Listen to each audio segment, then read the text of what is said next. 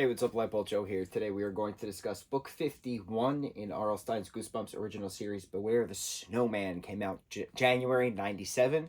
So we're in the final countdown. We have 11 left. There's 62 books in the original series.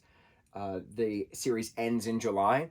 So we're getting there. We are in the final stretch. We're in the final year. We're in the final 10th. It's surreal that we started this way back in April. And here we are now. Currently, I'm recording this August 21st. And we're on book 51, so 113 pages, January 97.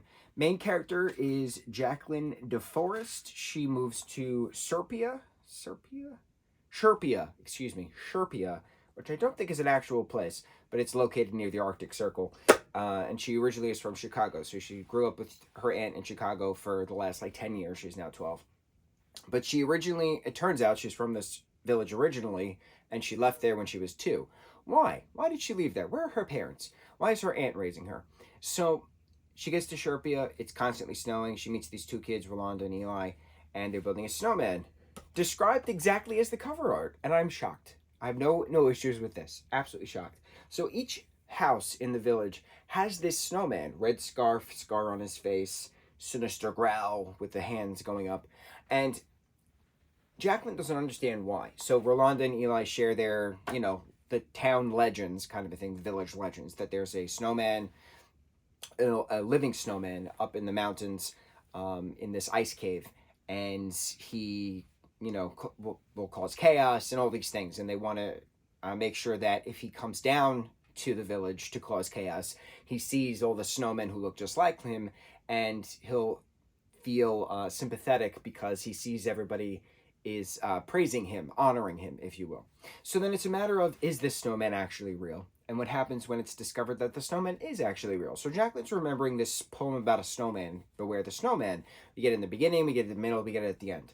And I like that the Beware the Snowman poem carries out through the plot points of the actual story, that the poem is the thing that actually is a spell.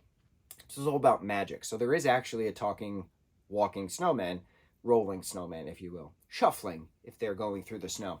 And so how did the snowman come to be? Why is it there? And why is it now enamored with becoming not a snowman anymore?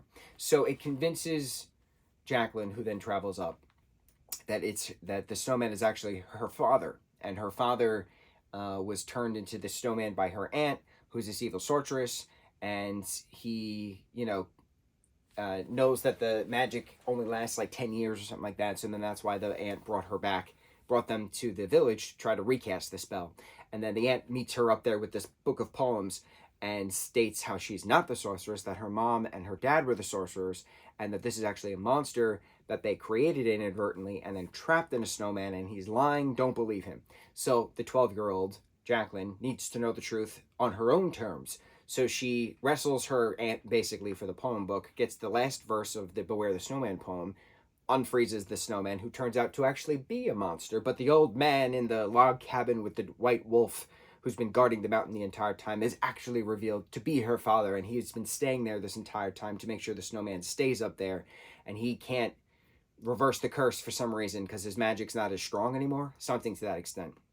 So then the snowman is now a monster, and the monster is then trapped in the ice forevermore because Conrad had enough magic. Conrad, her father, the guy who lives in the cabin, had enough magic to awaken the snowmen that were all created on the front lawns of Sherpia to then attack the monster, trap him in the ice, and then that's what it is. And then the snowmen, of course, surround them at the end, and then we think they're going to be eaten or something. But they say, hey, can we go back down? It's cold up here. Hysterical. It's quick. It's very fast. It's another magic tale. It's another canon within the Goosebumps. It's another story within the Goosebumps canon. There we go. That's the wording I wanted. That involves magic. So it's not a matter of, is it a curse? Is it science? Is it just legend? No, it's magic. It's revealed that there's sorcery and there's magic. So I like that it's, and we've talked about this a few times. I like that there's carryover themes, that there's certain things that stand over.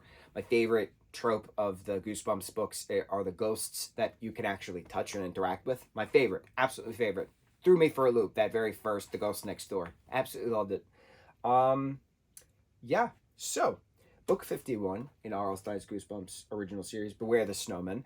This is a very short review. It's quick. It's a fun book. It's, got its spooky elements to it. I like the magic. I have no issues with the cover art. The character on the cover is exactly what's described in the book, down to the red scarf and the scar on his face. Amazing. I wish all the covers were like this. On to the next review. Mucho mahalo.